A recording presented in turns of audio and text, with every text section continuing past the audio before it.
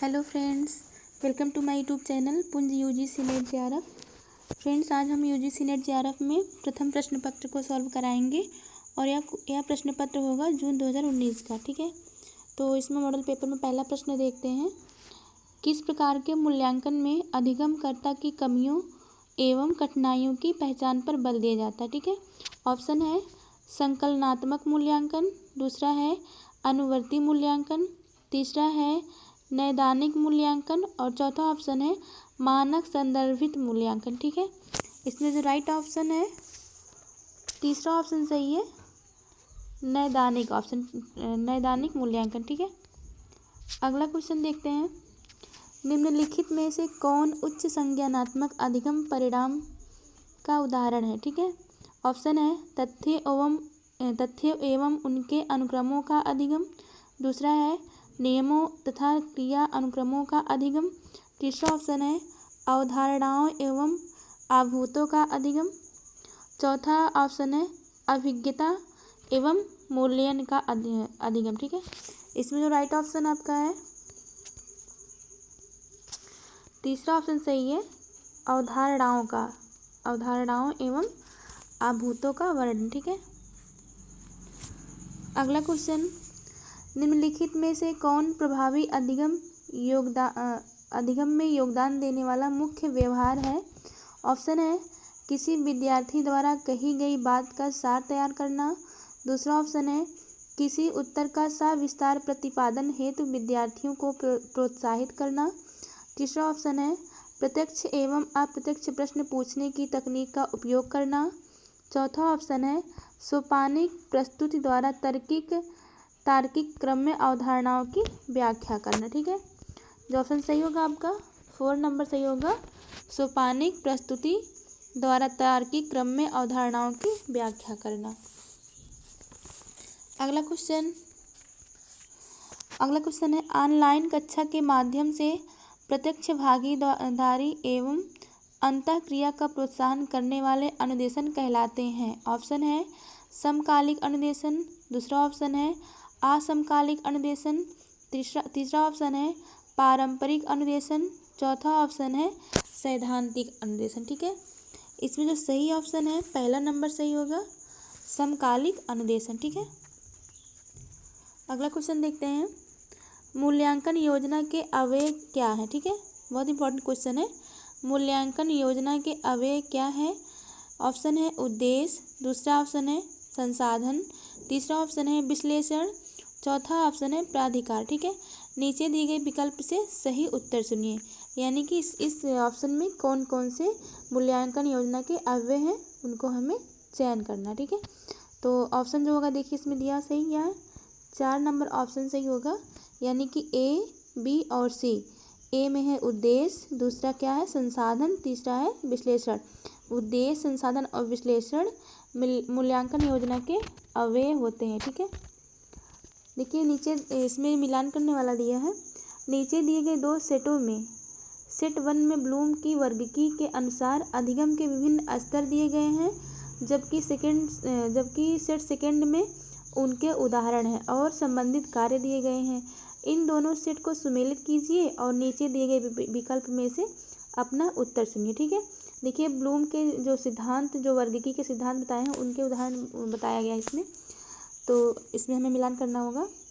देखिए सेट 1 में दिया है अधिगम स्तर और सेट सेकंड में दिया है उदाहरण। ठीक है, अब देखिए ब्लूम के वर्गीकी सिद्धांत में जो 4 स्तर बताए गए थे कौन कौन से हैं, स्मृति स्तर, अवबोध स्तर, विश्लेषण स्तर और सृजन स्तर। इन चारों जो अधिगम स्तर को इनके उदाहरण के रूप में हमें मिलान करना है। ठीक है, देखिए पहले ऑप्शन का जो स्मृति स्तर है इसका मिलान हो जाएगा पहले का ए का तीसरे में हो जाएगा, यानी कि स्मृति स्तर का जो उदाहरण होगा सूचना अनुसरण करना, अनुस्मरण करना। ठीक है, और बी नंबर पे है अवबोध स्तर, इसका उदाहरण हो जाएगा दी गई संकल्पनाओं के उदाहरण की पहचान करना।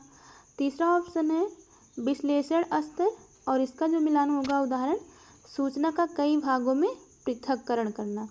चौथा ऑप्शन है सृजन स्तर, इसमें क्या है इसमें मिलान होगा नए विचार उत्पन्न करना। ठीक है, यानी कि हमें यहाँ पे देखना है ऑप्शन में कौन सा मिलान जो है सही मिल रहा है।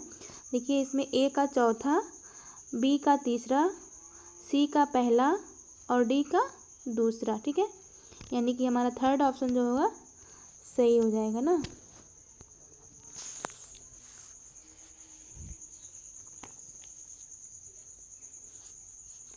अगला क्वेश्चन देखते हैं। निम्नलिखित में से कौन सा अनुदेशनात्मक सॉफ्टवेयर का उदाहरण है? ठीक है, ऑप्शन है ऑडियो पॉडकास्ट, दूसरा ऑप्शन है मुद्रित सामग्री या पुस्तक, तीसरा ऑप्शन है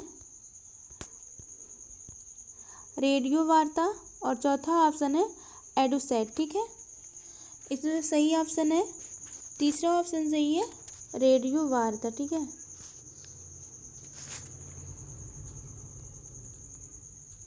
इसमें जो सही ऑप्शन आपका होगा रेडियो वार्ता सही होगा, तीसरा ऑप्शन। देखिए पूछा है इसमें कौन सा अनुदेशनात्मक सॉफ्टवेयर का उदाहरण है, तो इसमें रेडियो वार्ता हो जाएगा। अगला क्वेश्चन देख लेते हैं। बोलते हुए सोचने की पद्धति है। ठीक है, बोलते हुए सोचने की पद्धति है। ऑप्शन दिया है प्रदत्त के गौड़ स्रोत का भाग, दूसरा ऑप्शन है अधिगमकर्ता की रणनीति और निष्पादन की जांच के लिए प्रयुक्त तकनीक, तीसरा ऑप्शन है प्राथमिक स्रोत उपलब्ध कराकर अधिगमकर्ता की अभिक्षमता परीक्षण की रणनीति, चौथा ऑप्शन है वैज्ञानिक शोध की आवश्यक विधि। ठीक है, इसमें जो सही ऑप्शन है दूसरा नंबर ऑप्शन सही है, अधिगमकर्ता की रणनीति और निष्पादन की जांच के लिए प्रयुक्त तकनीक। ठीक है,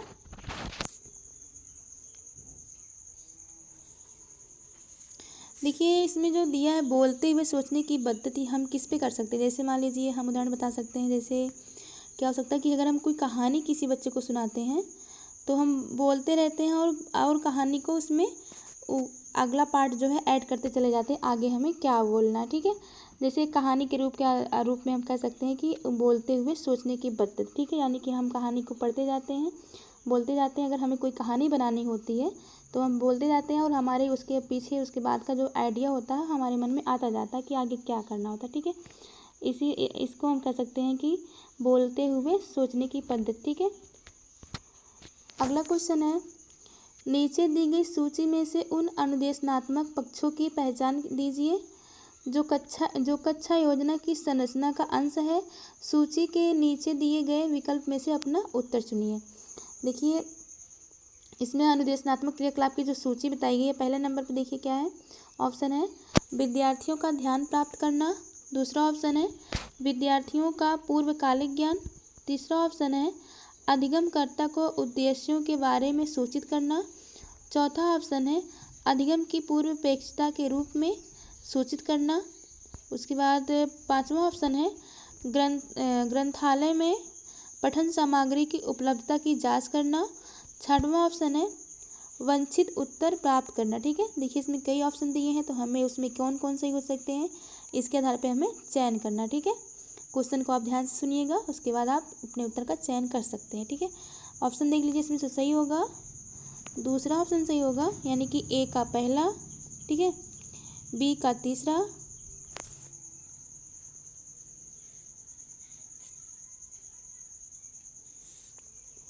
और सी का चौथा, डी का पांचवा।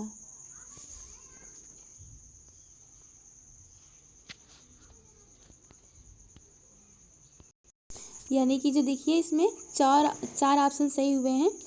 ए मतलब पहला नंबर सही है, उसके बाद तीसरे ऑप्शन पे जाएंगे, तीसरा सही है, उसके बाद चौथे ऑप्शन पे जाएंगे, चौथा सही है, उसके बाद छठवें पे जाएंगे। ठीक है, पांचवें पे जाएंगे।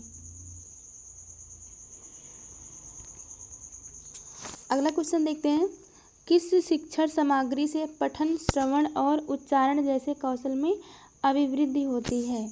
ऑप्शन है श्रव्य भाषिक सहायक सामग्री, दूसरा है वैज्ञानिक शिक्षण सहायक सामग्री, तीसरा ऑप्शन है सामान्य ज्ञान और सहायक सामग्री, चौथा ऑप्शन है सिद्धांत आधारित शिक्षण सहायक सामग्री। ठीक है, इसमें जो सही ऑप्शन आपका है पहला ऑप्शन सही है, श्रव्य भाषिक सहायक सामग्री। ठीक है, क्योंकि देखिए इसमें क्या पूछा है क्वेश्चन, किस शिक्षण सामग्री से पठन, श्रवण और उच्चारण जैसे कौशल में अभिवृद्धि होती है। ठीक है, तो क्या हो जाएगा, ऑप्शन सही होगा श्रव्य भाषिक सहायक सामग्री। अगला क्वेश्चन है, एक विश्वविद्यालय शिक्षक किसी बाहरी परीक्षण एजेंसी द्वारा आयोजित सत्रांत मूल्यांकन में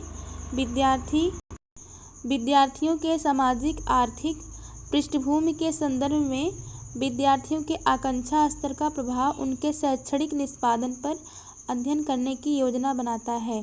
इस अध्ययन में आश्रित चर क्या है? ठीक है, ऑप्शन देखिए, विद्यार्थियों की आकांक्षा का स्तर, दूसरा ऑप्शन है विद्यार्थियों की सामाजिक आर्थिक पृष्ठभूमि, तीसरा ऑप्शन है विद्यार्थियों का शैक्षणिक निष्पादन और चौथा ऑप्शन है सत्रांत मूल्यांकन। ठीक है, इसमें जो सही ऑप्शन होगा आपका तीसरा ऑप्शन सही होगा, विद्यार्थियों का शैक्षणिक निष्पादन। ठीक है, अगला क्वेश्चन देखते हैं, नैदानिक मूल्यांकन से सुनिश्चित होता है। ऑप्शन होगा अनुदेशन ने प्रारंभ में विद्यार्थियों का निष्पादन, दूसरा ऑप्शन है अनुदेशन के दौरान अधिगम में विद्यमान समस्याओं के कारणों का